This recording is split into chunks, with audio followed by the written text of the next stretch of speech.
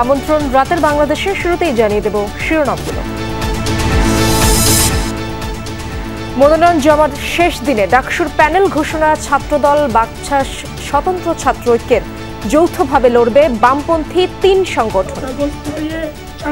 যখন বলেছিলাম প্লিজ কেউ কাউকে ছেড়ে যায় না, সেদিন উপস্থিত ছাত্র জনতা কেউ ছেড়ে যায় নাই। ঢাকা বিশ্ববিদ্যালয়ের নানানবিধ সমস্যাকে যাতে আমরা এই প্যানেলের মধ্য দিয়ে অ্যাড্রেস করতে পারি এবং সাধারণ শিক্ষার্থীদের জন্য যাতে একটি আলোকবর্তিকা আমরা হয়ে উঠতে পারি। পিআর পদ্ধতির নামে নির্বাচন বাধাগ্রস্ত করার ষড়যন্ত্র হচ্ছে, অভিযোগ বিএনপির। কোনো কিছু চাপিয়ে দিলেই মেনে নেবে না জনগণ। অবাধ সুষ্ঠু নির্বাচন এখনো নিশ্চিত হয়নি। নানা ধরনের আমরা চক্রান্তের কথা শুনি, নানা ধরনের মাস্টার প্ল্যানের কথা শুনি। 24টি গুরুত্বপূর্ণ ক্ষেত্র নির্ধারণ করে জাতীয় নির্বাচনের রোডম্যাপের খসড়া চূড়ান্ত। ভোট কেন্দ্রের তালিকা জানা যাবে 10 সেপ্টেম্বর।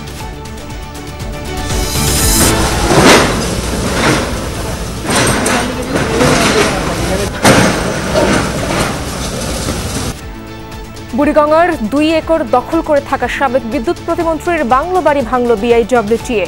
উদ্ধার হওয়া স্থানে হবে রাস্তা সহ নানা প্রকল্প। জনস্বাস্থ্য সুরক্ষা কার্যক্রম গতিশীল করতে যৌথ ঘোষণা সই। অসংক্রামক রোগের চিকিৎসায় সুষ্ঠু ব্যবস্থাপনা ও দক্ষ জনবল গড়ে তোলার আহ্বান প্রধান উপদেষ্টার।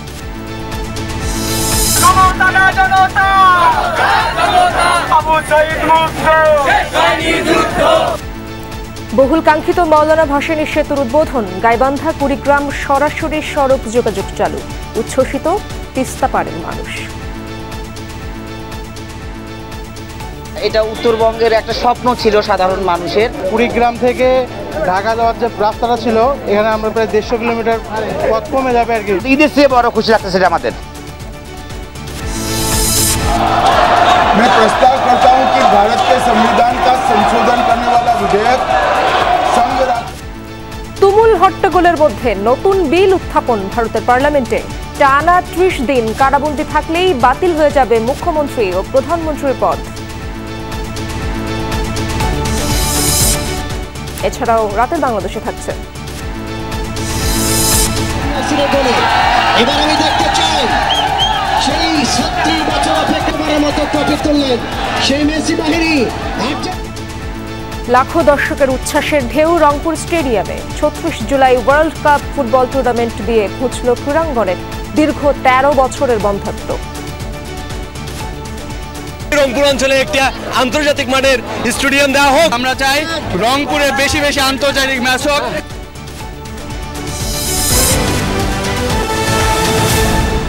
ডাকসু নির্বাচনে আবিদের নেতৃত্বাধীন পূর্ণাঙ্গ প্যানেল ঘোষণা করে মনোনয়নপত্র জমা দিয়েছে ছাত্রদল। কাদেরের নেতৃত্বাধীন বৈষম্য বিরোধী শিক্ষার্থী সংসদ, উমামার নেতৃত্বে স্বতন্ত্র শিক্ষার্থী ঐক্য, ইমির প্রতিরোধ পর্ষদ আর নাইমের নেতৃত্বাধীন অপরাজেয় 71 অদম্য 24 নামের প্যানেলও বুধবার মনোনয়নপত্র জমা দিয়েছে রিটার্নিং কর্মকর্তার কাছে। ডাকসু নির্বাচনে মনোনয়নপত্র জমার শেষ দিন। দুপুরেই সব জল্পনা কল্পনা আর ধোঁয়াশা দূর করে অপরাজয় বাংলার পাদদেশে একটি পদ বাদ রেখে 27 পদে পূর্ণাঙ্গ প্যানেল ঘোষণা করে ছাত্রদল। জুলাই অভ্যুত্থানে আহত সানজিদা আহমেদ তন্নির প্রতি সম্মান দেখিয়ে গবেষণা ও প্রকাশনা সম্পাদক পদে প্রার্থী দেয়া হয়নি। ছাত্রদল সমর্থিত প্যানেল আমি ঘোষণা করছি। শীর্ষ 3 পদে মনোনীত আবিদ, হামিম, মায়েদরা আশা করেন 90-এর মতো এবারও রেকর্ড সংখ্যক ভোটে ছাত্রদলের প্রার্থীরা নির্বাচিত হবে। 5 আগস্ট দাঁড়িয়ে চাংখার বলে যখন বলেছিলাম প্লিজ কেউ কাউকে ছেড়ে যায় না, সেদিন উপস্থিত ছাত্র জনতা কেউ ছেড়ে যায় নাই। ছাত্রদলের কেন্দ্রীয় সভাপতি জানান, প্যানেল গঠন হয়েছে গণতান্ত্রিক প্রক্রিয়ায়, ছিল না কোনো ধরনের হস্তক্ষেপ। পুরোপুরি গণতান্ত্রিক প্রক্রিয়ায় আমরা আমাদের এই প্যানেল নির্বাচিত করেছি। সেই সাথে আমরা যদি প্যানেল নিয়ে বলি, আমরা একটি ইনক্লুসিভ প্যানেল আমরা করতে সমর্থ হয়েছি। বিকালে উমামার নেতৃত্বাধীন স্বতন্ত্র শিক্ষার্থী ঐক্যের প্রার্থীরাও মনোনয়নপত্র জমা দেন। প্রার্থীরা বলেন, পুরনো বন্দোবস্তের বাইরে সাধারণ শিক্ষার্থীদের জন্য কাজ করবে এই প্যানেল। ডাকসু ইলেকশনকে কেন্দ্র করে আমাদের একাডেমিক সিচুয়েশনটা বা আমাদের পরীক্ষার বিষয়ে যেভাবে প্রশাসনের সিদ্ধান্ত নেওয়ার কথা ছিল, সেই জায়গায় তাদের এক ধরনের একটা অপারগতা আমাদের চোখে পড়েছে। ফলাফল হিসেবে সাধারণ শিক্ষার্থীরা মনে করেন যে এই মুহূর্তে এই ডাকসুটা শুধুমাত্র কিছু পলিটিক্যাল পারপাস সার্ভ করবে। মনোনয়নপত্র জমা দিয়েছেন ইমি মেঘমল্লা জুবেলের নেতৃত্বাধীন প্রতিরোধ পর্ষদ। প্রশাসনের বিরুদ্ধে পক্ষপাতিত্বের অভিযোগ এনেছে এই প্যানেল। প্রশাসনের অদক্ষতা আমরা দেখতে পাচ্ছি, প্রশাসনের পক্ষপাতমূলক আচরণ, ফলে যেই পরিবর্তন হলের রাজনীতির রূপরেখা কি হবে তা তারা ডাকসুর আগে নির্ধারণ করবেন। এটা আমরা অনেক দিন ধরে দাবি জানিয়ে আসছিলাম, কিন্তু আমরা স্পষ্ট করে বলতে চাই, এর মধ্য দিয়ে যদি ডাকসু পিছানোর কোনো পায়তারা হয়, সেই পায়তারা ঢাকা বিশ্ববিদ্যালয়ের শিক্ষার্থীরা সহ্য করবে না। নাইম অয়ন অদিতির নেতৃত্বাধীন অপরাজয় ৭১, অদম্য ২৪ নামের প্যানেলও মনোনয়নপত্র জমা দিয়েছে রিটার্নিং কর্মকর্তার কাছে। সন্ত্রাস, দখলদারিত্ব ও প্রশাসনিক স্বৈরতন্ত্র মুক্ত গণতান্ত্রিক ক্যাম্পাস, হল তথা বিশ্ববিদ্যালয় চাই, এটা আমাদের ১ নম্বর দাবি। অন্যদিকে বাকসাস নেতৃত্বাধীন বৈষম্য বিরোধী শিক্ষার্থী সংসদ কাদের বাকের আশরেফার নেতৃত্বে প্যানেল ঘোষণা করেছে। এর বাইরে স্বতন্ত্রভাবে এজিএস পদে মনোনয়নপত্র জমা দিয়েছেন বাকসাসেরই কেন্দ্রীয় মুখ্য সংগঠক তাহমিদ আল মুদাসির চৌধুরী। তারা আসলে সেখানে আলাদাভাবে নির্বাচন করছে। শাকিল হাসান, যমুনা নিউজ, ঢাকা। ডাকসু নির্বাচনে মনোনয়নপত্র জমা দিয়েছেন ৫০৯ জন, আর হল সংসদে জমা পড়েছে ১১০৯ জনের প্রার্থিতা। যাচাই বাছাই শেষে বৃহস্পতিবার প্রকাশ হবে প্রার্থীদের তালিকা। নির্বাচন কমিশন বলছে, এখন পর্যন্ত বড় ধরনের আচরণবিধি লঙ্ঘনের ঘটনা তেমন নেই। অভিযোগ পেলেই নেওয়া হচ্ছে ব্যবস্থা। নির্বাচন হবে পক্ষপাত মুক্ত। দীর্ঘদিন পর ডাকসুর নির্বাচন, পুরো ক্যাম্পাস জুড়েই যেন উৎসবের আমেজ। বুধবার ছিল মনোনয়নপত্র জমা দেওয়ার শেষ দিন, তাই সকাল থেকেই নির্বাচন কমিশনের অস্থায়ী কার্যালয় সিনেট ভবনের ৩য় তলায় উপচে পড়া ভিড়। কর্মী সমর্থকদের নিয়ে মনোনয়নপত্র জমা দেন ঘোষিত প্যানেলের সবাই। বিকাল ৫টায় ছিল মনোনয়নপত্র জমা দেওয়ার শেষ সময়। প্রধান নির্বাচন কমিশনার জানান, ডাকসুর কেন্দ্রীয় সংসদের ২৮টি পদের বিপরীতে মনোনয়নপত্র সংগ্রহ করেছিলেন ৬৫৮ জন। এর মধ্যে জমা পড়েছে ৫০৯টি মনোনয়নপত্র। এছাড়া হল সংসদের ১৩টি পদের বিপরীতে ১৮টি হল থেকে মনোনয়নপত্র সংগ্রহ করেছিলেন ১৪২৭টি, জমা পড়েছে ১১০৯টি। ৫০৯টি ফর্মকে সর্টিং করতে হবে, তারপরে তাদের বৈধতা অর্থাৎ তারা ঠিকমতো জমা দিয়েছে কিনা আমাদের স্ক্রুটিনি হবে। তারপরে আমরা কোন পদে কয়টা মনোনয়নপত্র জমা পড়েছে সেই স্ট্যাটিস্টিক্সটা দিতে পারবো আগামীকাল ৫টার পরে। প্রচারণা শুরু না হলেও এর মধ্যেই নির্বাচন ঘিরে একে অপরের বিরুদ্ধে পাল্টাপাল্টি অভিযোগ করেছে প্যানেলগুলো। প্রশাসনের বিরুদ্ধে পক্ষপাতিত্বের অভিযোগ করেছেন কেউ কেউ। নির্বাচন কমিশন বলছে, অভিযোগ পাওয়া মাত্র ব্যবস্থা নিচ্ছেন তারা, সুযোগ নেই পক্ষপাতিত্বের। আমরা কোনো পক্ষকেও চিনি না বা কোনো দলকেও চিনি না। এখানে বিশ্ববিদ্যালয়ের বৈধ শিক্ষার্থী, তিনি আমাদের এখানে প্রার্থী হয়েছেন, আমরা এটুকুই বলতে পারি। এখন থেকে যেহেতু প্রার্থী নিশ্চিত হয়ে যাচ্ছে আগামী ২-১ দিনের মধ্যে, তখন তো আচরণবিধিটা পর্যবেক্ষণ করে আরো সহজ হবে কোন প্রার্থী আচরণবিধি লঙ্ঘন করছেন বা করছেন না। ডাকসু নির্বাচন অনুষ্ঠিত হবে ৯ সেপ্টেম্বর। ভোটের দিন এবং আগে ও পরের দিন মিলিয়ে ৩ দিন বন্ধ থাকবে ক্লাস এবং পরীক্ষা। আমাদের একাডেমিক কার্যক্রমই হচ্ছে বিশ্ববিদ্যালয়ের মূল কাজ, সেটাকে কোনোভাবে কম্প্রোমাইজ করার, নির্বাচনের জন্য কম্প্রোমাইজ হবে না। কিন্তু ওই সুবিধার্থে আমরা নির্বাচনের আগের দিন, নির্বাচনের দিন এবং নির্বাচনের পরের দিন আমরা সকল পরীক্ষা স্থগিত রাখার জন্য অনুরোধ করেছি। যাচাই বাছাই শেষে বৃহস্পতিবার দুপুর ১টায় প্রকাশিত হবে প্রাথমিক প্রার্থী তালিকা। প্রার্থিতা প্রত্যাহারের শেষ সময় ২৫ আগস্ট। আরিফুর রহমান সবুজ, যমুনা নিউজ, ঢাকা। আরিফুর রহমান সবুজ, যমুনা নিউজ, ঢাকা। পিআর পদ্ধতির নামে নির্বাচন বাধাগ্রস্ত করার ষড়যন্ত্র হচ্ছে বলে অভিযোগ করেছে বিএনপি। পাশাপাশি কোন অধিকারে নির্বাচন বানচালের হুঙ্কার দেওয়া হচ্ছে তা নিয়েও প্রশ্ন তোলেন দলটির নেতারা। বলেন, কোনো কিছু চাপিয়ে দিলেই জনগণ মেনে নেবে না। এছাড়া দলের ৪৭তম প্রতিষ্ঠাবার্ষিকী উপলক্ষে সপ্তাহব্যাপী কর্মসূচির ঘোষণা করেছে বিএনপি। ৪৭তম প্রতিষ্ঠাবার্ষিকী উদযাপনের দ্বার প্রান্তে বিএনপি। অনুকূল পরিবেশে নির্বাচনের আগে তাই দিবসটিকে বেশ গুরুত্ব দিচ্ছে দলটি। স্থায়ী কমিটির সদস্য নজরুল ইসলাম খানের নেতৃত্বে গঠন করা হয়েছে উচ্চ পর্যায়ের উদযাপন কমিটি। বুধবার যার প্রথম সভা বসে নয়াপল্টনে। সভা শেষে জানানো হয় ৩১ আগস্ট ঢাকায় আলোচনা সভা দিয়ে উদযাপন কর্মসূচি শুরু হবে। পরদিন জিয়া রহমানের সমাধিতে শ্রদ্ধা ও জেলা মহানগরের র্যালি। ২ সেপ্টেম্বর ঢাকায় হবে শোভাযাত্রা। ৩ তারিখ সেই শোভাযাত্রা হবে উপজেলায়। পরের 2 দিনও রাখা হয়েছে নানা কর্মসূচি। ১ সেপ্টেম্বর দেশের সকল মহানগর এবং জেলায় আলোচনা সভা এবং বর্ণাঢ্য র্যালি অনুষ্ঠিত হবে। ২রা সেপ্টেম্বর বিএনপি কেন্দ্রীয় কার্যালয়ের সামনে থেকে বর্ণাঢ্য র্যালি বের করা হবে। বিএনপি নেতারা কথা বলেন দেশের সমসাময়িক রাজনীতি ইস্যুতেও। রাজনীতির জন্য অনুকূল পরিবেশ দৃশ্যমান থাকলেও নানা দাবির আড়ালে দেশে নতুন ষড়যন্ত্র শুরু হয়েছে বলে অভিযোগ করেন নেতারা। আমাদের সেই গণতন্ত্রকে পুনরুদ্ধারের জন্য আরও আমাদেরকে হয়তো বিপদ সংকুল পথ অতিক্রম করতে হবে। অবাধ সুষ্ঠু নির্বাচন এখনো নিশ্চিত হয়নি।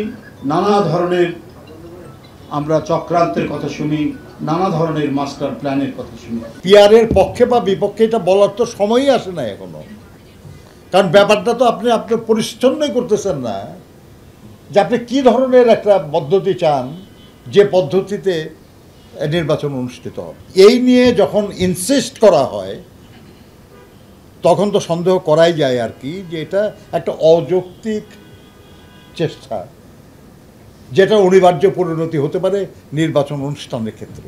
সংবিধান সংশোধন ছাড়া পিআর পদ্ধতিতে ভোট হওয়ার কোনো সুযোগ নেই বলেও জানান তারা। ধন্যবাদ আপনাদের। আরিফিন শাকিল, যমুনা নিউজ, ঢাকা। 10 সেপ্টেম্বর ভোট কেন্দ্রের খসড়া তালিকা প্রকাশ করবে নির্বাচন কমিশন। নির্ধারিত হয়েছে তালিকা চূড়ান্তের সময়। সেই সাথে মেয়াদোত্তীর্ণ পাসপোর্ট দিয়ে প্রবাসীদের ভোটার হওয়ার সুযোগ দিচ্ছে ইসি। এদিকে কমিশনের কাছে দ্বৈত নাগরিকদের ভোট দেওয়ার অধিকার দেওয়ার অনুরোধ জানিয়েছে এবি পার্টি। নির্বাচনী ট্রেনে এবার উঠবেন প্রবাসী ভোটাররাও। তাদের জন্য মেয়াদোত্তীর্ণ পাসপোর্ট দিয়ে ভোটার হওয়ার সুবিধা দিতে চলেছে নির্বাচন কমিশন। তবে ভুয়া পাসপোর্টধারীদের বিষয়ে সজাগ থাকার পরামর্শ ইসির। বুধবার এক চিঠিতে এসব কথা জানানো হয়েছে। বর্তমানে 10টি দেশের 17টি মিশনে প্রবাসী বাংলাদেশিদের নিবন্ধন ও এনআইডি দেওয়ার প্রক্রিয়া চলছে। ফলে নিবন্ধনের জন্য প্রয়োজনীয় কাগজপত্রের সাথে পাসপোর্টের কপি জমা দিতে হবে। এদিকে 10 সেপ্টেম্বর ভোট কেন্দ্রের খসড়া তালিকা প্রকাশ করা হবে বলেও ইসির চিঠিতে জানানো হয়। দাবি বা আপত্তি গ্রহণের শেষ তারিখ 25 সেপ্টেম্বর আর তা নিষ্পত্তির শেষ তারিখ 12 অক্টোবর। ভোট কেন্দ্রের সম্ভাব্য তালিকা চূড়ান্ত হবে 20 অক্টোবর। এদিকে প্রধান নির্বাচন কমিশনারের কাছে দ্বৈত নাগরিকদের ভোটাধিকার দেওয়ার অনুরোধ জানিয়েছে এবি পার্টি। সেই সাথে পুলিশ, সেনাবাহিনীর পাশাপাশি স্কুল কলেজের শিক্ষার্থীদের নির্বাচনের সময় মাঠে নামানোর কথাও বলছে দলটি। আইনশৃঙ্খলা পরিস্থিতিটা আমাদের আইনশৃঙ্খলার দায়িত্বে নিয়োজিত পুলিশ, আর্মি, তারপর আনসার যারা আছেন, আমাদের আশঙ্কা যে তারা সঠিকভাবে সেটা নিয়ন্ত্রণ করতে নাও পারতে পারেন। ফলে আমরা একটা প্রস্তাব দিয়েছি ওনাদেরকে, যারা ভোটার নয় এরকম তরুণ ছাত্র যারা আছে, বিশেষ করে স্কুল স্টুডেন্ট যারা আছে, তাদেরকে এক ধরনের কেন্দ্রভিত্তিক স্বেচ্ছাসেবক নির্বাচন কমিশন নিয়োগ করতে পারে কিনা। সুপারিশ এসেছে নির্বাচনী ব্যয় কমাতে ইসি নিজেই প্রার্থীদের পোস্টার লাগানোর দায়িত্ব নিতে পারে। আমরা বলছি এগুলোও করতে হবে, ফেব্রুয়ারিতে ভোটও করতে হবে। তানফির মৌসুম, যমুনা নিউজ, ঢাকা। বুড়িগঙ্গা নদীর তীর দখল করে গড়ে তোলা সাবেক বিদ্যুৎ ও জ্বালানি প্রতিমন্ত্রী নসরুল হামিদ বিপুর বাংলো বাড়ি গুড়িয়ে দিয়েছে বিআইডব্লিউটিএ। সকালে দক্ষিণ কেরানীগঞ্জ এলাকায় এই অভিযান পরিচালনা করা হয়। এ সময় নদীর জায়গা দখল করে গড়ে ওঠা আরও বেশ কয়েকটি স্থাপনা উচ্ছেদ করা হয়। অবৈধ দখলদার মুক্ত না হওয়া পর্যন্ত এই অভিযান চলবে বলে জানান কর্মকর্তারা। নদীর জায়গায় বাংলো বাড়ি, যার আবার প্রায় 2 একর জায়গা বুড়িগঙ্গার বলে জানান বিআইডব্লিউটিএ কর্মকর্তারা। সীমানা পিলার থেকে অন্তত 20 হাত নদীর ভেতরে দেওয়া হয়েছে বাড়ির সীমানা প্রাচীর।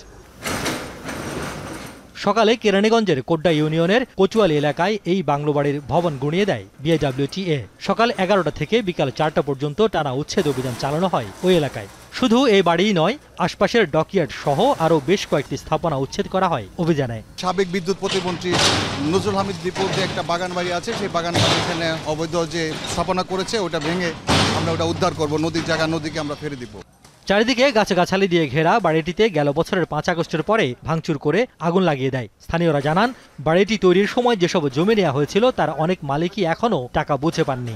তৎকালীন সময়ে আমাদের যে বিদ্যুৎ প্রতিমন্ত্রী, তো তার এটা অস্থায়ী একটা বাসস্থান, বাংলো টাইপের আর কি। মন্ত্রী জোর করে এগুলা করছে, জায়গা জমির লোকেরা এখনো টাকা পায় নাই। আমরা টাকা পাই নাই।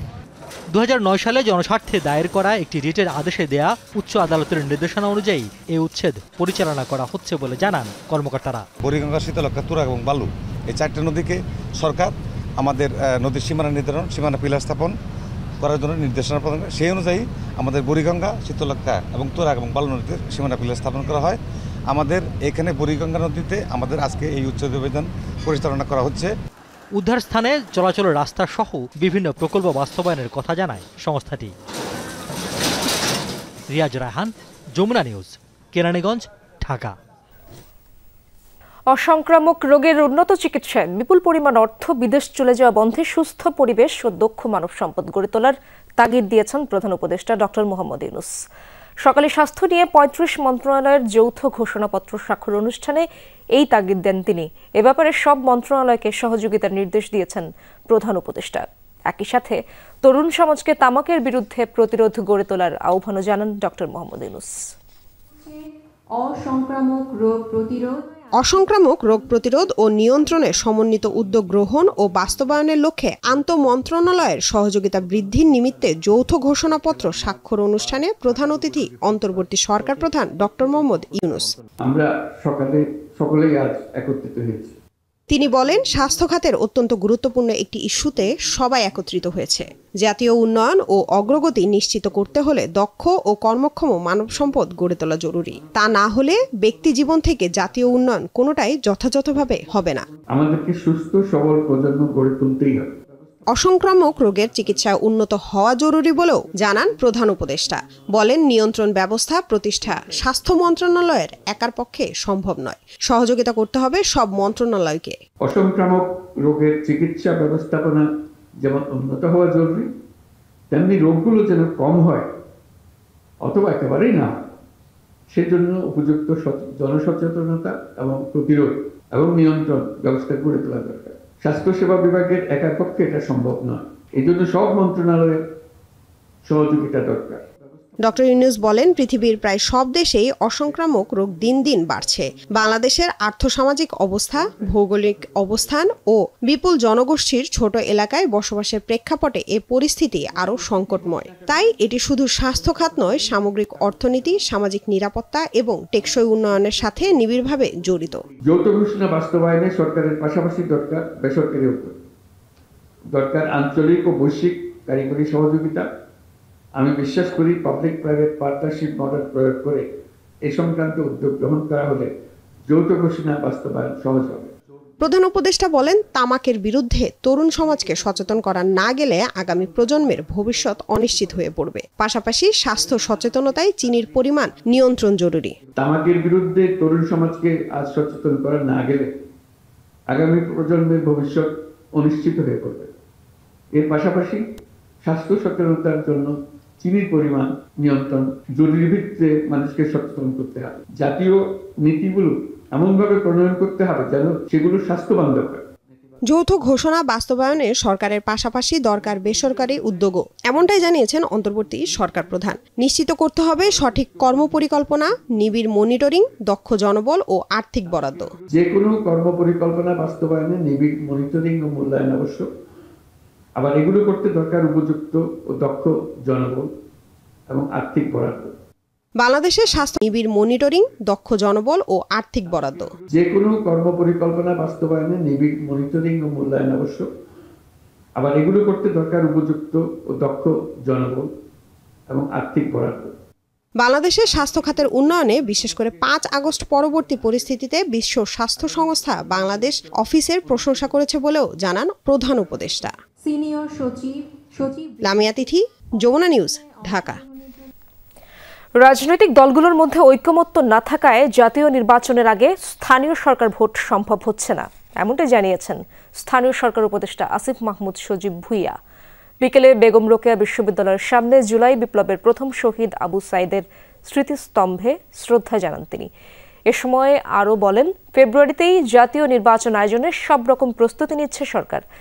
আরও জানান, জনবল সংকটের কারণে ইউনিয়ন পরিষদের কাঠামো ভেঙে দেয়া সম্ভব হয়নি। কেবল 5ই আগস্টের পর যারা পালিয়ে গেছেন সেখানে প্যানেল চেয়ারম্যান দেয়া হয়েছে। আমরা স্থানীয় সরকারের এই যে ডেডলক সেটা করার জন্য চেয়েছিলাম যে লোকাল গভর্নমেন্ট ইলেকশনটা আগে করা, কিন্তু রাজনৈতিক দলগুলোর ঐকমত্য না হওয়ার কারণে সেটা করা সম্ভব হয়নি। জুলাই গণ অভ্যুত্থানের শহীদ পরিবার ও জুলাই যোদ্ধাদের কল্যাণ ও পুনর্বাসন অধ্যাদেশের বিধিমালার গেজেট প্রকাশ করা হয়েছে। শহীদ পরিবারের স্বীকৃত সদস্যরা এককালীন 30 লাখ টাকার সঞ্চয়পত্র ও মাসে 20,000 টাকা ভাতা পাবে। বুধবার মুক্তিযুদ্ধ বিষয়ক মন্ত্রণালয় এই গেজেট প্রকাশ করেছে। পুনর্বাসন অধ্যাদেশের ধারা 22 ও ধারা 13-র সাথে এই বিধিমালা প্রণয়নের কথা জানানো হয় প্রজ্ঞাপনে। 2-1 সপ্তাহের মধ্যেই ট্রাইব্যুনালে সাক্ষ্য দেবেন রাজসাক্ষী চৌধুরী আব্দুল্লাল মামুন, এমন তথ্য জানিয়েছেন প্রসিকিউটর মিজানুল ইসলাম। বুধবার শেখ হাসিনার মামলায় আরও 4 জনের সাক্ষ্য গ্রহণ শেষে কথা জানান তিনি। ট্রাইব্যুনালে জুলাই আগস্টের নির্মম হত্যাযজ্ঞের বর্ণনা দিয়ে আসামিদের সর্বোচ্চ সাজার দাবি করেন সাক্ষীরা। এদিকে আদালতের নির্ধারিত সময় শেষ হয়ে যাওয়ায় চানখারপুলের 6 হত্যা মামলার সাক্ষ্য গ্রহণ অনুষ্ঠিত হয়নি। ছাত্র জনতার আন্দোলনে মানবতা বিরোধী অপরাধের মামলায় সাবেক প্রধানমন্ত্রী শেখ হাসিনা সহ 3 জনের বিরুদ্ধে 6ষ্ঠ দিনের সাক্ষ্য গ্রহণ হয় বুধবার। 13তম ব্যক্তি হিসেবে শুরুতে সাক্ষ্য দেন নিউরোসায়েন্স হাসপাতালের সহযোগী অধ্যাপক ডাক্তার মাহফুজুর রহমান। তিনি আদালতে জানান, 16 জুলাইয়ের পর থেকে মাথা বুকে গুলিবিদ্ধ 5 শতাধিক রোগীর চিকিৎসা দেওয়া হয়। আহত ও নিহতদের অনেকেরই মাথার খুলি উড়ে গিয়েছিল গুলিতে। সাক্ষ্য দিতে গিয়ে এই চিকিৎসক বলেন, শুরু থেকে চিকিৎসা সেবায় বাধা দেয় আইনশৃঙ্খলা রক্ষাকারী বাহিনী। হাসপাতালে নতুন রোগী ভর্তি না করাতে এবং ভর্তি থাকাদের ছাড়পত্র দিতে নিষেধ করে গোয়েন্দা পুলিশ। কারো বুকে গুলি ছিল, কারো পিঠে গুলি ছিল, কারো গলায় গুলি ছিল, কারো মুখে গুলি ছিল, কার মাথায় গুলি লেগে খুলি উড়ে গেছে এবং চিকিৎসায় বাধা দেওয়া হয়েছে সেই বর্ণনাটা উনি দিয়েছেন। রোগী ভর্তি করতে নিষেধ করা হয়েছে এবং তৎকালীন পুলিশের ডিবি শাখা থেকে তাদেরকে এটা বলা হয়েছে। সাক্ষ্য গ্রহণে প্রতিদিনই হাজির করা হচ্ছে সাবেক আইজিপি চৌধুরী আব্দুল্লাল মামুনকে। সবার আগ্রহ কবে হবে রাজসাক্ষীর সাক্ষ্য গ্রহণ, এজন্য আরও কিছুদিন অপেক্ষার কথা জানান মিজানুল ইসলাম। সামনে 2-1 সপ্তাহ, যদি পরের সপ্তাহে যাই, এখন কোনো কারণে হয়তো পিছিয়ে গেল। আজকে আমরা 4 জন সাক্ষীর হাজিরা দিয়েছি। শেখ হাসিনা ছাড়াও এ মামলায় আসামি আসাদুজ্জামান খান কামাল এবং চৌধুরী মামুন এ পর্যন্ত সাক্ষ্য দিয়েছেন 16 জন। মাইনুল মারুফ, যমুনা নিউজ, ঢাকা। জুলাই অভ্যুত্থানের যাত্রাবাড়ির আলোচিত হত্যা মামলায় হাইকোর্টে জামিন হওয়া পুলিশ কর্মকর্তা সাজ্জাদের জামিন স্থগিত করেছেন চেম্বার আদালত, দিয়েছেন আত্মসমর্পণের নির্দেশ। আসামিকে জামিন দেয়ায় মঙ্গলবার শহীদ পরিবারের সদস্যরা অবস্থান নেন সচিবালয়ের মূল ফটকের সামনে। দিনভর তারা স্লোগানের মাধ্যমে বিক্ষোভ প্রদর্শন করেন। পরে বেশ কিছু দাবি তুলে ধরে কার্যক্রম স্থগিত করেন তারা। রোববার পর্যন্ত সচিবালয়ের সামনে বিক্ষোভ কর্মসূচি প্রত্যাহার করে নেয় জুলাই শহীদ তামিমের পরিবার। তাদের দাবি ছিল, জামিনপ্রাপ্ত যাত্রাবাড়ি থানার এসআই সাজ্জাদুর জামানকে অবিলম্বে গ্রেফতার করতে হবে, সেই সাথে বুধবারের মধ্যে 2 বিচারপতির বহিষ্কার এবং আইন উপদেষ্টাকে শোকজ।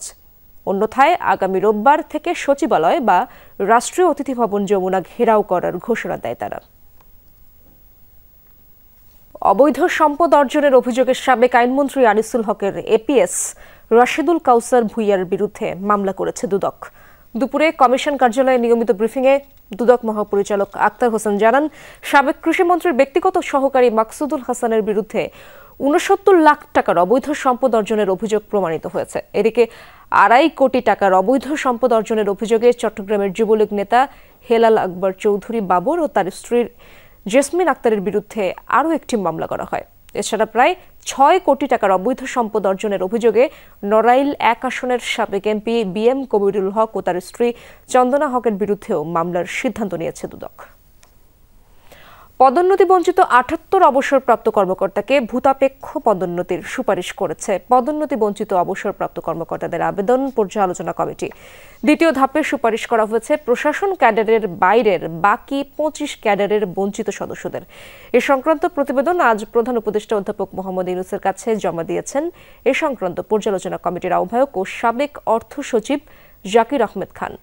জনপ্রশাসন মন্ত্রণালয়ের সাচিবিক সহযোগিতায় কমিটি দ্বিতীয় ধাপে প্রশাসন ক্যাডার ছাড়া অন্য ২৫ ক্যাডারের তৃতীয় গ্রেড বা এর ঊর্ধ্বের ৩১৮টি আবেদন যাচাই করে বাদ দেয় ১০৮টি আবেদন।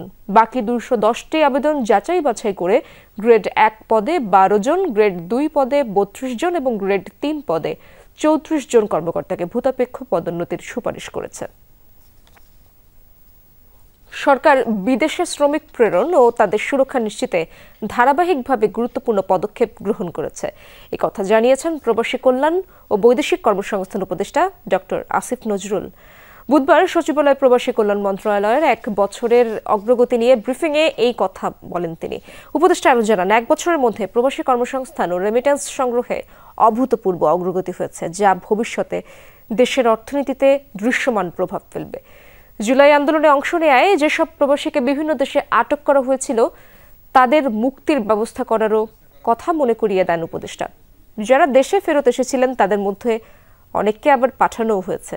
বাকিদের স্থানীয়ভাবে পুনর্বাসনের চেষ্টা চলছে। উপদেষ্টা জানান, মধ্যপ্রাচ্য ও আরব আমিরাতে বাংলাদেশের শ্রমবাজার নিয়ে কাজ চলছে। নারী শ্রমিকদের নিয়মিত করার প্রক্রিয়াও চলমান। এখন পর্যন্ত আমরা সংযুক্ত আরব আমিরাতে লোক পাঠাতে পারি না। এরকম চ্যালেঞ্জের মুখেও গত বছর আমরা অন্যান্য বছরের মতোই লোক পাঠাতে পেরেছি। মালয়েশিয়ার সিন্ডিকেটের ব্যাপারে কি হলো না হলো বলেছি, সব রিক্রুটিং এজেন্টকে সুযোগ দাও। মনোপলি হলে শ্রমিকরা প্রতারিত হয়, যাওয়ার খরচ বেড়ে যায়। মনোপলি হলে অনেক ধরনের দুর্নীতি হয়। মালয়েশিয়ার সিন্ডিকেটের ব্যাপারে কি হলো না হলো বলেছি, সব রিক্রুটিং এজেন্টকে সুযোগ দাও। মনোপলি হলে শ্রমিকরা প্রতারিত হয়, যাওয়ার খরচ বেড়ে যায়। মনোপলি হলে অনেক ধরনের দুর্নীতি হয়। আনুষ্ঠানিকভাবে উদ্বোধন করা হলো বহুল প্রত্যাশিত মাওলানা ভাসানী সেতু। চালু হলো গাইবান্ধা কুড়িগ্রাম সরাসরি সড়ক যোগাযোগ। দুপুরে তিস্তা নদীতে সেতুটি উদ্বোধন করেন স্থানীয় সরকার উপদেষ্টা আসিফ মাহমুদ। বিকেলে সর্বসাধারণের জন্য উন্মুক্ত করা হয় সেতুটি। এতে উচ্ছ্বসিত ২ জেলার মানুষ। সেতুর বুকে হেঁটে বেড়াচ্ছেন হাজারো মানুষ। বাঁধ ভাঙা এই উচ্ছ্বাস দীর্ঘদিনের স্বপ্ন পূরণ হওয়ার। আগে থেকেই দিনটির প্রহর গুনছিলেন গাইবান্ধা ও কুড়িগ্রামের বাসিন্দারা। উদ্বোধনের আগেই সেতু এলাকায় ভিড় করেন উৎসুক জনতা। সুন্দর পরিবেশে বিভিন্ন 2 ডিস্ট্রিক্টের লোক এখানে যাতায়াতের জন্য খুবই সুবিধাজনক হয়েছে, তাই আমরা খুবই আনন্দিত। হরিপুর ব্রিজ সেটা আজকে উদ্বোধন হতে যাচ্ছে। এটা নিয়ে আমাদের প্রাণের দাবি ছিল দীর্ঘদিনের, যেহেতু তাই সকল শ্রেণীর লোকজন আসতেছে, তারা ব্রিজে উঠতেছে। আসলে সাধারণ মানুষের দীর্ঘদিনের চাওয়া পাওয়া, এটা উত্তরবঙ্গের একটা স্বপ্ন ছিল সাধারণ মানুষের। আমাদের তো একটাই স্বপ্ন ছিল ব্রিজটা যেন চালু হয়। এই ব্রিজটা চালু হওয়াতে আপনার কুড়িগ্রাম থেকে ঢাকা যাওয়ার যে রাস্তাটা ছিল, এখানে আমরা প্রায় 150 কিলোমিটার পথ কমে যাবে আর কি। দুপুরে সেতুর গাইবান্ধা প্রান্তে উদ্বোধনী অনুষ্ঠানের আয়োজন করা হয়। যোগ দেন স্থানীয় সরকার উপদেষ্টা আসিফ মাহমুদ। প্রথমে সেতুর 2 প্রান্ত পরিদর্শন করেন তিনি। পরে তিস্তা নদীর উপর নির্মিত মাওলানা ভাসানী সেতু উদ্বোধন করেন। এ সময় তিনি বলেন, বিগত সময়ে অবহেলিত ছিল উত্তরবঙ্গ। সেই বৈষম্য নিরসনে বিভিন্ন উন্নয়ন প্রকল্প বাস্তবায়নের উদ্যোগ নেওয়া হয়েছে। আমরা বিগত সময় দেখেছি দেশের কিছু কিছু অঞ্চল আঞ্চলিক বৈষম্যের শিকার হয়েছে, যার মধ্যে উল্লেখযোগ্য উত্তরাঞ্চল। অন্তর্বর্তীকালীন সরকার দায়িত্ব গ্রহণের পর থেকে এ বিষয়ে বিশেষ মনোযোগ দিয়েছে এবং আঞ্চলিক বৈষম্য নিরসনে প্রয়োজনীয় উদ্যোগ গ্রহণের জন্য নীতিগত সিদ্ধান্ত নিয়েছে এবং তা বাস্তবায়নের পথে রয়েছে। বিকেলে যান চলাচলের জন্য খুলে দেওয়া হয় সেতুটি। সৌদি সরকারের অর্থায়নে প্রায় ৮৮৫ কোটি টাকা ব্যয়ে নির্মাণ করা হয়েছে ১৪৯০ মিটার দৈর্ঘ্যের দ্বিতীয় তিস্তা গার্ডার সেতু। এলজিইডির তত্ত্বাবধানে নির্মাণ কাজ করেছে China state construction engineering corporation, যার এক পাশে গাইবান্ধার সুন্দরগঞ্জের হরিপুর ঘাট, অন্য পাশে কুড়িগ্রামের চিলমারি। রাহিম সারোয়ার, যমুনা নিউজ। টানা ৩০ দিন কারাবন্দী থাকলেই বাতিল হয়ে যাবে মন্ত্রিত্ব, অপসারিত হতে হবে প্রধানমন্ত্রী অথবা মুখ্যমন্ত্রীর পদ থেকে, এমন বিল উত্থাপন করা হয়েছে ভারতের লোকসভায়। বিরোধী দলের তুমুল সমালোচনা এবং হট্টগোলের মধ্যেই তোলা হয় বিলটি। বিরোধী শিবিরের অভিযোগ, যেসব রাজ্যে বিজেপি ক্ষমতায় নেই সেসব রাজ্যে অস্থিতিশীলতার জন্য তৈরি করা হয়েছে বিলটি। যদিও বিলটি পাশ হতে লোকসভা ও রাজ্যসভায় 2/3 সংখ্যাগরিষ্ঠতা প্রয়োজন বিজেপির, তবে বিজেপি জোটের সেই সংখ্যাগরিষ্ঠতা নেই। বুধবার অধিবেশনের শুরুতে উত্থাপন করা হয় ভারতীয় সংবিধানের 130তম সংশোধনী বিল। প্রস্তাব পেশের সাথে সাথে শুরু হয় তুমুল হট্টগোল। প্রস্তাবে বলা হয়, গুরুতর অপরাধে অভিযুক্ত হয়ে 30 দিনের বেশি কারাদণ্ড হলে বাতিল করা হবে মন্ত্রিত্ব পদ, অর্থাৎ কারাবাসের 31তম দিন থেকে কেন্দ্র বা রাজ্যের যে কোনো মন্ত্রীর পদ থেকে অপসারিত করা হবে। প্রধানমন্ত্রী এবং মুখ্যমন্ত্রীর জন্য একই আইন কার্যকর হবে। বিলটি পেশের পরপরই ক্ষোভ জানান বিরোধী দলীয় এমপিরা। তাদের অভিযোগ, যেসব রাজ্যে বিজেপি ক্ষমতায় নেই সেসব রাজ্যের মুখ্যমন্ত্রী এবং মন্ত্রিসভার সদস্যদের বিরুদ্ধে উদ্দেশ্য প্রণোদিতভাবে মামলা দেওয়া হবে, যার লক্ষ্য রাজ্যে অস্থিতিশীলতা সৃষ্টি করা। গুজরাটে যখন দাঙ্গা হলো, শত শত মানুষকে হত্যা করা হলো, তখন কোন হিসেবে অমিত শাহ সেখানে স্বরাষ্ট্রমন্ত্রী ছিলেন। এই বিল ভারতের ফেডারেল সিস্টেমকে ধ্বংস করার জন্য করা হয়েছে। এটা সংবিধানের পরিপন্থী। অসাংবিধানিক বিল একটা এনেছে এবং আমার তো মনে হয় এটা উদ্দেশ্য প্রণোদিতভাবে আনা হয়েছে। বিরোধী দলের নেতা যারা রয়েছেন, যারা নেতৃত্ব দেন, তাদের এমন কিছু কিছু ধারায় মামলা দেবে যাতে তারা বেল না পায়। আমাদের দেশে এরকম বহু আইন রয়েছে, বিশেষ করে ইডি যাদের ধরবে তাদের পক্ষে বেলে বেরোনো খুব মুশকিল, এবং সেখানে 30 দিনের কেন ব্যাপার, 300 দিনেও অনেক বেল পায় না অনেকে, এবং সেই সব ক্ষেত্রে তাদের মেম্বারশিপ যাবেন, এটা আমি অদ্ভুত ব্যাপার একটা। তারা পার্লামেন্টেরিয়ান থাকবে কিন্তু মিনিস্টার হতে পারবে না। বিরোধী দলের এসব অভিযোগের পাল্টা প্রতিবাদ জানান স্বরাষ্ট্রমন্ত্রী অমিত শাহ। বলেন, তার বিরুদ্ধে নৈতিকতার প্রশ্ন তোলার সুযোগ নেই। অভিযোগ ওঠায় পদত্যাগ করেছিলেন এমন দাবিও করেন অমিত শাহ। আমার বিরুদ্ধে যেসব অভিযোগ উঠছে তা পুরোপুরি অসত্য। যখন আমার বিরুদ্ধে অভিযোগ ওঠে তখন আমি স্বরাষ্ট্রমন্ত্রীর পদ থেকে পদত্যাগ করি। যতদিন তদন্ত চলেছে আমি দায়িত্বের বাইরে ছিলাম।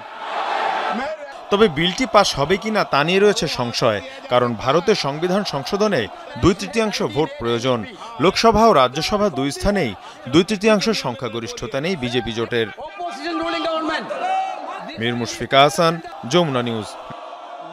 রংপুরে ক্রীড়াঙ্গনের দীর্ঘ 13 বছরের বন্ধ্যাত্ব ঘুচল 36 July world cup football tournament দিয়ে। লক্ষাধিক দর্শকের উপস্থিতিতে উচ্ছ্বাসের ঢেউ আছড়ে পড়ে রংপুর স্টেডিয়ামে। দাবি উঠল আন্তর্জাতিক মানের স্টেডিয়াম এবং আন্তর্জাতিক খেলা আয়োজনের। শিগগিরই রংপুরে বিভাগীয় স্টেডিয়ামের কাজ শুরুর ঘোষণা ক্রীড়া উপদেষ্টা আসিফ মাহমুদের। ভিন্ন রকম এক স্টেডিয়াম দেখল রংপুরবাসী। কানায় কানায় পূর্ণ পুরো স্টেডিয়াম। আশেপাশের বাসাবাড়ির ছাদেও মানুষ আর মানুষ। উপলক্ষ 36 জুলাই গোল্ড কাপ ফুটবল টুর্নামেন্টের ফাইনাল। মাঠে প্রাণপণ লড়াইয়ে গঙ্গাচড়া এবং সদর উপজেলা। স্টেডিয়াম জুড়ে তাদের ভক্তরা। সব বয়সী মানুষের যেন মিলন মেলা। গ্যালারিতে আন্তর্জাতিক স্টেডিয়াম নির্মাণ সহ নানা দাবির প্ল্যাকার্ড বহন করেন দর্শকরা। দাবির পক্ষে দেন মুহুর্মুহু স্লোগান। 50,000 দর্শক এসেছে এখানে যা দর্শক এসেছে তার বাইরে অত দর্শক রয়েছে। দর্শকদের দাবি, রংপুরের মাঠগুলো থেকেই বেড়ে উঠেছে বিশ্বমানের খেলোয়াড়। বিশ্বমানের খেলার আয়োজনও করতে হবে রংপুরেই। আমরা উদ্বোধন করতে চাই এই ম্যাচ আমরা দেখব রংপুরেই, এবং আন্তর্জাতিক মানের একটা স্টেডিয়াম দরকার আমাদের রংপুরে। এই রংপুর অঞ্চলে একটা আন্তর্জাতিক মানের স্টেডিয়াম দেওয়া হোক। খেলায় 2-1 গোলে সদর উপজেলাকে হারিয়ে চ্যাম্পিয়ন হয় গঙ্গাচড়া উপজেলা। বাঁধ ভাঙা উচ্ছ্বাসের ঢেউ তাদের। ক্রিকেটের জন্য দর্শকদের একটা কানায় কানায় পূর্ণ একটা অবস্থা আমরা চাই। রংপুরে বেশি বেশি আন্তর্জাতিক ম্যাচ হোক, এই স্টেডিয়ামটা একটা আন্তর্জাতিক স্টেডিয়াম গড়ে উঠুক। গঙ্গাচড়াবাসীকে অসংখ্য ধন্যবাদ। গঙ্গাচড়াবাসী আমাদের সাপোর্ট করেছে। আলহামদুলিল্লাহ, তো গঙ্গাচড়া টিম খেলে জিতেছে। আগামীতে গঙ্গাচড়া আরো গঙ্গাচড়ার মানুষ সুনাম অর্জনের জন্য জাতীয় পর্যায়ে নিয়ে যাবে। ক্রীড়া উপদেষ্টা আসিফ মাহমুদ সজীব ভুঁইয়া বিজয়ী ও রানার্স আপ দলের মাঝে পুরস্কার বিতরণ করেন। বলেন, তরুণদের খেলাধুলার প্রতি মনোনিবেশ করতে হবে। এই ধরনের খেলাধুলাগুলো প্রত্যেকটি জেলায় চলমান থাকলে আমি আশা করি বাকি জেলাগুলোরও জেলা ক্রীড়া সংস্থা এবং স্থানীয় প্রশাসন আপনাদের থেকে শিক্ষা নেবে এবং এই ধরনের টুর্নামেন্ট আয়োজন করবে, যাতে করে আমাদের প্রান্তিক পর্যায়ে থেকে ভালো ভালো খেলোয়াড় উঠে আসে। 13 বছর আগে ক্রিকেটের ন্যাশনাল লিগের পর আর কোনো বড় আয়োজন মাঠে গড়ায়নি রংপুরের মাঠে। সরকার, মাধারুল মান্নান, যমুনা স্পোর্টস, রংপুর। দর্শক, এই ছিল রাতের বাংলাদেশে। এতক্ষণ যারা সঙ্গে ছিলেন সবাইকে ধন্যবাদ।